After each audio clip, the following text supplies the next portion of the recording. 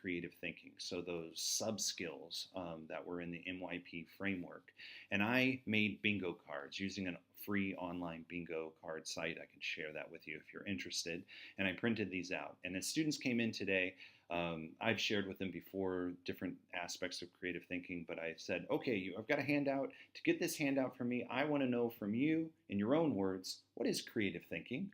And they gave me, in their own words, what they felt creative thinking was. I just handed those out. Then, as they were at their seats, I had written on the whiteboard the 6 main activities we've done so far in the poetry unit. And so these might not mean so much to you, but to my students, they know pretty immediately what I'm talking about, because this is what we've been doing the last 2 weeks. Then I started to ask them, and I zoomed in, and let's see if I can get zoomed in. There I go. We started to look at something, and I just said, hey, let's look at one of these, like when somebody tries to apply knowledge you already have to generate new ideas. When, in these 6 activities, were you trying to apply knowledge you already had in order to generate new ideas? And they landed on, through a quick discussion, that when I asked them to highlight language, we were learning what's the difference between literal, sensory, and figurative language, and they were highlighting poems with 3 different colored highlighters. And they said, I had already had to use the knowledge that I had had from previous units and previous years to do that. And so then they wrote over there where they thought that fell. So here's an example of Sean, and I'll zoom back out so you can see it. This is Sean, some of his work, and he said it was okay if I shared it with you.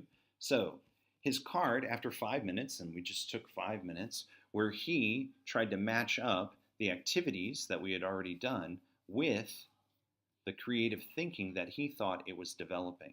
So when he writes original poem here, he's saying to me that when you asked me to write original poems and gave me some of those poetry starters to get me started, I had to create original works or ideas. That's a pretty obvious connection. So is Love Is poem. On Valentine's Day, we wrote poems about love and create metaphors. But he went a little bit further, which is why I'm sharing it with you, which I think is really interesting. As I was helping him a bit, I said, what are you doing right now as I ask you to connect what we've been doing to these skills?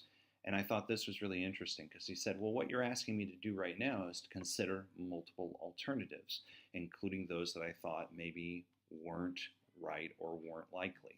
So that's one thing that I've been having my students do. I've collected these sheets of paper from them, and then I'm going to maybe once more or twice more in the unit have them fill in where, try to cover all and put all these activities, and then I'll have them on the back. I'll ask them a question like, of the different things we did in poetry, which one do you think was most effective for helping you think more creatively? Or of the things that you can do to think more creatively, which one do you feel you need to work on even more? Okay, so then I've got an example from Heather. Heather recently asked her students, she gave a summative assessment that was on linear equations. And so it's really a performance task within the class, not so much summative assessment. But she gives them some mathematical statements on linear equations, and then the students have to argue, is this always true in maths? Sometimes true or never true, using mathematical annotations and language to prove their argument. Then she, at the end of it, when she was giving back her feedback on this, has developed, and I helped her with this quick checklist for the students to do some self-reflection.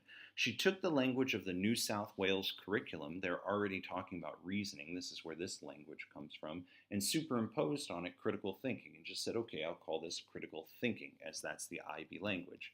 It's thinking we should adapt whatever curriculum we're using to the IB curriculum. Then, looking at the MYP frameworks, we looked together and said, of those things that people can do to either develop their critical thinking or to show their critical thinking, which ones apply to this specific task? And so she put just those 5 there, leaving the other ones out, and the students simply check into which column it applies so that she has a sense of where they're at and how that compares with her own. And then she asked 2 questions for them to write out their response. I think the second one's particularly good in connecting to this experiment we're trying of getting students to articulate and use some of the language of ATLs. Now, all of these handouts and things I've linked for you, so you have them. I know this is going a little long, but if you're still with me, we'll go to the third example. And Paul shared this with me today, Paul Williamson. And this is a blog post. And as you go through, one thing that I thought was really interesting, and I'm going to work with Tony and figure out how we can do something similar or just use this, it shows the ATLs and in their relation to the IB learner profiles, which just graphically, I think that that's an interesting, simple way to think about how these things meld. But what I wanted to draw your attention to is at the end of this post, it's an ATL smorgasbord. Now, we've shared with you already Lenny Dutton's ATL toolkit, which is similar to this.